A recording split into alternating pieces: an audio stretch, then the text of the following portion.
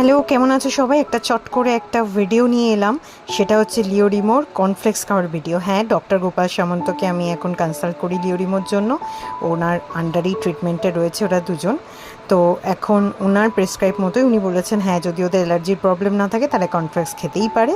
তো আমি ওদেরকে কর্নফ্লেক্স দিই। তবে হ্যাঁ, লিওর কোনো অসুবিধা নেই। গরম জলে ভিজিয়ে যেমন আমরা খাই ওরকম দিলেই ও খেয়ে নেয়, উইদাউট সুগার অ্যান্ড এভরিথিং, কোনো কিছু দেওয়া হয় না। বাট রিমো কিন্তু নিজে খেতে চায় না, তাই ওর জন্য আমি একটা বুদ্ধি বের করেছি। আমি হাফ চামচ দেখলে আইসক্রিম দিয়ে ওকে দিয়েছি। এমনি আইসক্রিম খুব কম দিই, তো মোটামুটি অল্প অল্প আমার একটু আইসক্রিম দিলে কোনো অসুবিধা নেই, ডক্টরই বলেছেন।